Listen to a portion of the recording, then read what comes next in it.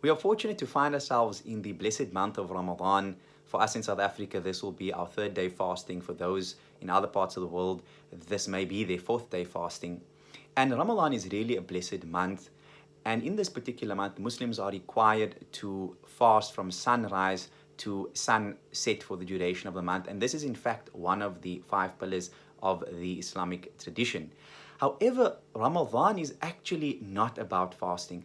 The tradition of fasting is something that the Quran encourages, and it comes in the Quran, "O you who have believed, fasting has been prescribed upon you as it has been prescribed on those before you, so that you may attain taqwa, you may attain consciousness of God Most High." And the practice of fasting is not something that is confined to Ramadan, although in the month of Ramadan it becomes compulsory on Muslims. So for example, the Prophet Muhammad, peace and blessings be upon him, and all preceding prophets would fast a lot in the month of Sha'ban, which is the month just before Ramadan. And on this, his companions actually asked him, they said, "Oh, the Prophet of God, we see you fasting so much in this month. You don't fast more in any other month other than Ramadan than Sha'ban. What is the reason for this?" And the Prophet said that this is a month that is between Rajab and Ramadan and is neglected by people. And in this month is when deeds get raised to the Lord of the worlds, and I want my deeds raised to my Lord when I'm in a state of fasting.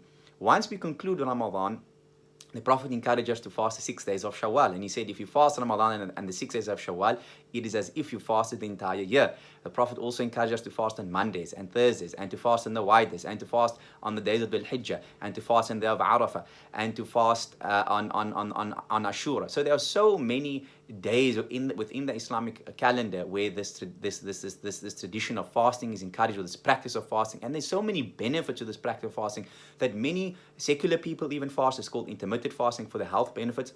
And the tradition of fasting is not limited only to the Islamic tradition. Remember that the Quran has said that fasting has been prescribed on you as it was prescribed on those before you.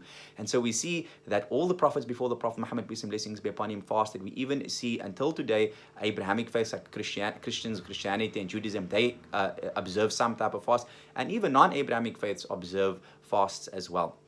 But what Ramadan is really about is the month of the Quran. In the Quran, it comes, أعوذ بالله من الشيطان الرجيم, شهر رمضان الذي أنزل فيه القرآن هدى للناس وبينات من الهدى والفرقان.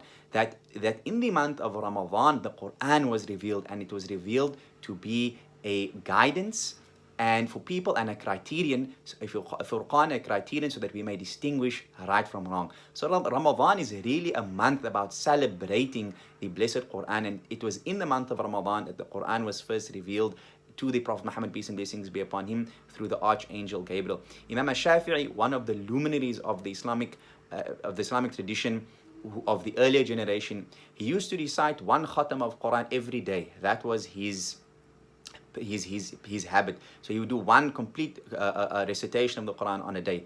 But when it came to the month of Ramadan, he would recite 2 khatams every single day in the month of Ramadan. One of the other luminaries also in the time in a similar time to Imam Shafi'i was Sufyan al-Thawri, and also in the month of Ramadan would enter, he would cease all his other activities, and he would just focus on the Quran and dedicate this month to the Quran. And thereafter, after the month of Ramadan, he would go back to life as normal. So during this month of Ramadan, I'll be doing a new series similar to what I did with Daily Thoughts, which will be called The Journey Through the Quran.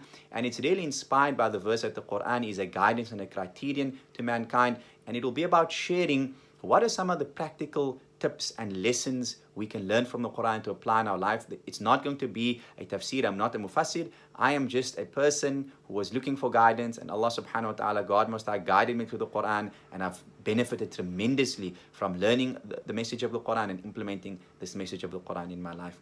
I trust you to find this meaningful, and I'll see you soon.